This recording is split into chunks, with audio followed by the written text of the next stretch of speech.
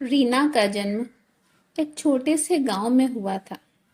उसके माता पिता का साया बचपन में ही सर से उठ गया था। रीना ने अपने छोटे भाई राहुल और बहन पायल की जिम्मेदारी अपने कंधों पर उठा ली थी। गांव में उनका एक छोटा सा घर था जहां वे तीनों मिलकर रहते थे। रीना की दुनिया सिर्फ उसके भाई और बहन तक ही सीमित थी और वह उनकी खुशियों के लिए किसी भी हद तक जाने को तैयार थी। गांव में एक गुंडा था जिसका नाम बलवंत था।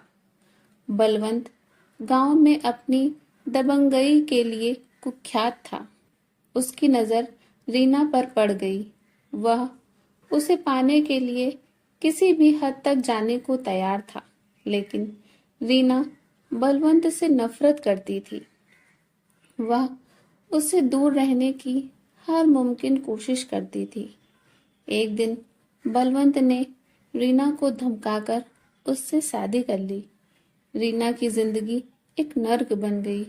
बलवंत उसे मारता पीटता और मानसिक यातनाएं देता। रीना का दिल टूट गया था क्योंकि वह किसी और से प्यार करती थी। उस लड़के का नाम सोनू था। सोनू भी रीना से बहुत प्यार करता था और दोनों एक दूसरे से शादी करने के सपने देख रहे थे। रीना का जीवन बलवंत के साथ हर दिन और भी बदतर होता गया। आखिरकार बलवंत ने रीना को एक दलाल के हाथों बेच दिया। रीना को एक ऐसी दुनिया में ढकेल दिया जहां उसकी इज्जत रोज लुटती थी। वह धंधे की महिलाओं के बीच जा फंसी और उसका जीवन अंधकार में डूब गया। रीना को यह सब असहनीय लग रहा था, लेकिन उसने अपनी तकदीर को कबूल कर लिया। दूसरी ओर सोनू रीना के भाई और बहन को अपने घर ले गया और उनकी देखभाल करने लगा। सोनू ने रीना को खोजने की भी बहुत कोशिश की, लेकिन वह नाकाम रहा। वह उसकी यादों में डूबकर शराब पीने लगा। इधर रीना रोज एक नए आदमी के लिए सजती और संवरती और उसकी रोज इज्जत लौट जाती। एक दिन जब वह एक नए कस्टमर के लिए तैयार होकर बैठी, तभी एक लड़का नशे में धुत होकर आया। आते ही वह गिर पड़ा।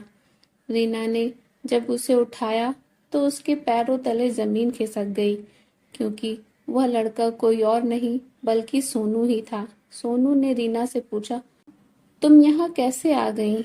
मैंने तुम्हें कहाँ कहाँ नहीं ढूंढा। दोनों गने मिलकर बहुत रोए। सोनू ने उसे वहां से निकालने की कोशिश भी की, लेकिन नाकाम रहा।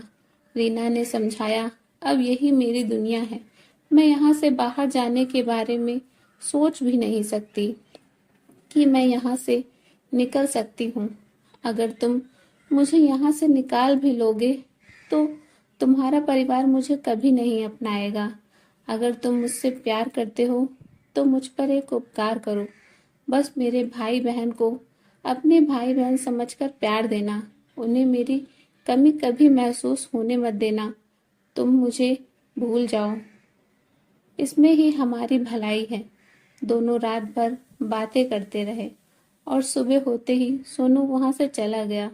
सोनू ने रीना के भाई और बहन को अपने भाई बहन की तरह रखा और उनकी हर ज़रूरत का ख्याल रखा। वह कभी कभी रीना से मिलने भी जाता था, लेकिन उनकी ज़िंदगी ने उन्हें अलग कर दिया था। रीना ने अपने नसीब को स्वीकार कर लिया था और सोनू ने भी उसकी यादों में जीना सीख लिया था। दोनों ने अपने अपने रास्ते चुन लिए थे, लेकिन उनका प्यार हमेशा जिंदा रहा। दोस्तों, उम्मीद करती हूँ कि आपको हमारी कहानी पसंद आई होगी। पसंद आई हो तो वीडियो को लाइक करें।